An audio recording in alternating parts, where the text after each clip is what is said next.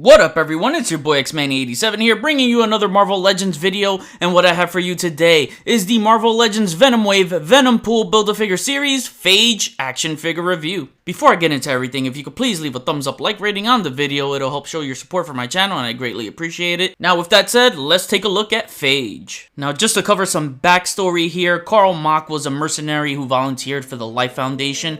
After extracting multiple offsprings from the Venom symbiote, Karl bonded with one of the symbiote offsprings and became one of the Life Foundation's guardians known as Phage. During the Lethal Protector story arc, Phage and the rest of the Life Foundation were defeated by the iconic team-up of Venom and Spider-Man when his body was caught in a massive explosion. It was later revealed that the Phage symbiote survived and was later experimented on in a vault with the rest of his siblings, except for Carnage and Scream.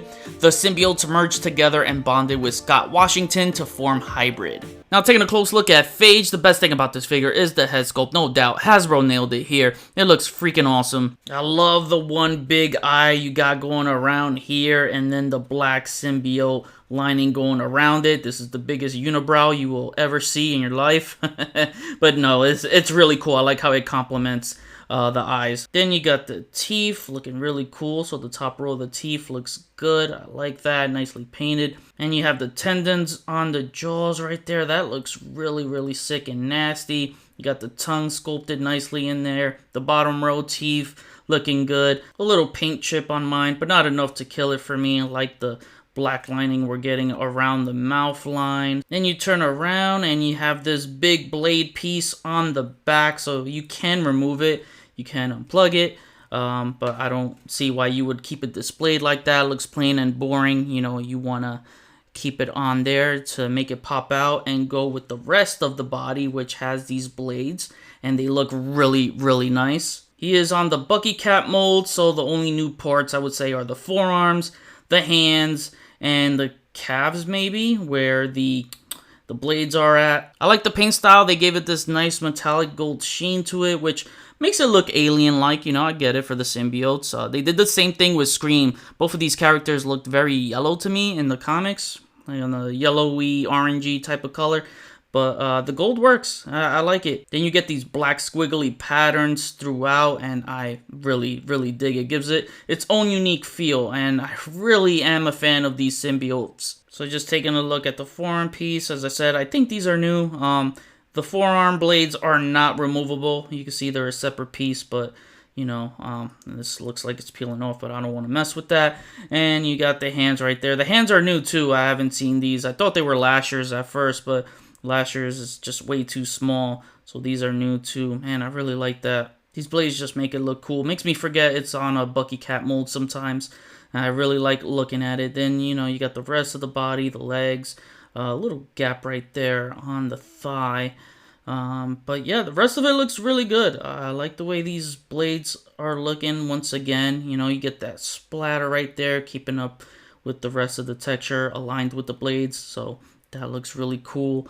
Just overall, really nice. And you got the better feet for the Bucky Cap body. These are better suited to plant on the ground for posing. So there you have it. There's Phage, a good looking figure to add to your symbiote collection. One who I think will stand apart from his symbiote brethrens. And believe it or not, I think this is only like the third or fourth symbiote figure to use the Bucky Cap, next to the Venompool, I'd say, Red Goblin, and Carnage, the first Carnage. So yeah, surprisingly, not many symbiote characters on the Bucky Cap mold, so that's cool. But this one feels different. Guess with the blades and all, kind of hides that a bit. A dope figure, no doubt. Now to cover accessories, he comes with this awesome looking blade, which is really dope, man. I love the tendrils that you see going around. You get like that symbiote goopy looking effect surrounding the blade, so that's awesome. And we don't get many weapons for the symbiotes, so this is really nice to have. So that makes me very happy he comes with one. So you got this peg right here, and it's just easy to pour it in. So with it on, it makes the figure look even more badass. Really love this. And it does swivel, so you have that option. But the way it looks best, and I was playing around with it, well, if you have it this way, you'll see that the tendrils kind of blend in with the blade right there. So if you want the blade underneath right there where the gold blade is, you can do that and it still looks good. But if you turn it to the side, and this is what I like, because I like this being aligned with the blades. So as you see that, I'm sorry, let me get a better view right here. There you go, and I like that a lot. So again, this accessory is great. My only wish is that he came with 2 of these. Just like he wielded double blades in the comics, it would have been nice to have that display. Now I want to go back and pick up another one so I can have that display, because I think it would just look amazing. So I can imagine having both of those blades on at the same time. It'll make it look so much more incredible. And just looking at it right now really makes me forget that it's on a Bucky Cat mold. A fun figure. Now for articulation, I'm going to pass on it. We all know how the Bucky Cat mold works, but I wanted to point out something important here. And that is the difference between the range of the shoulders. So this is your standard Bucky Cat mold. So I have, Daredevil. The shoulder socket, or I should say the rotating peg that is able to make the arm move around.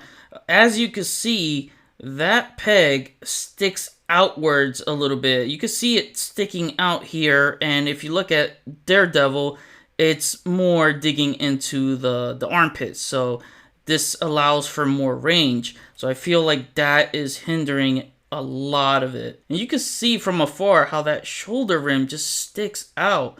And I don't know if it's on mine. As you can see, you don't see it on Daredevil, but wow, I don't know. If this is a downgrade for a Bucky Cat mold, I mean, that's just ridiculous. Like, why would you downgrade on the Bucky Cat mold? One thing I forgot to note about his feet is that in the comics, he has these 2 toes, and they just gave him the plain looking foot.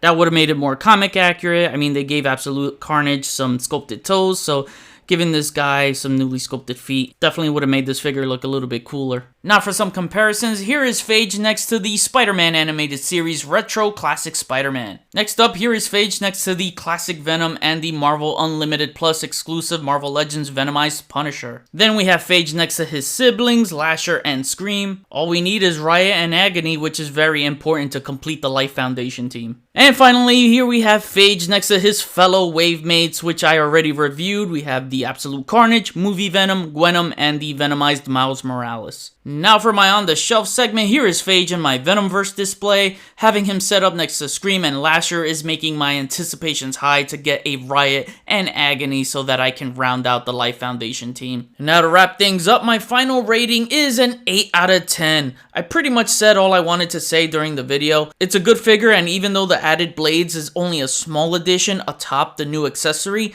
with all that on, it's enough to distract my brain a bit and forget it's on the Bucky Cat mold. The head sculpt and the accessory is the winner for this figure, as they look damn good. We should have gotten 2 of these accessories, and I don't think it'll be the last time we see this accessory. I'm happy that they finally gave a symbiote character a new weapon accessory other than the typical tendril back piece. Last one we got was the axe hand for Carnage, so we need more of them as it leaves more to be desired. Speaking of Carnage, this accessory can also be used for another Carnage figure perhaps down the line. One thing I can say is that the 90s fanboy in me can't wait to complete the Life Foundation, as it's awesome to see the Hasbro Marvel team care enough to complete this faction like they continue to do so for many other teams. I enjoyed taking pics of this figure, and I'll enjoy it even more so when I can take more pics once this team is complete. So now I kick it back to you guys. What do you guys think of this Phage figure? Do you want to see Riot and Agony next? I sure do, and since I mentioned Hybrid in the beginning of the video, he would make for a really awesome looking BAF. Comment below, let me know, we'll chat about it. So that was my review. Please follow me on Instagram if you haven't already. Link is in the description below. Get your Marvel Legends Venomwave Venompool Build-A-Figure series at Big Bad Toy Store. Link is in the description below. Check out my shop at shopxmanny87.com to buy some props and dioramas. Hit the notification bell so you always know when my videos are up. Share and subscribe if you're new. Enjoy the pics at the end of the video. See you on the next review. Peace, peace.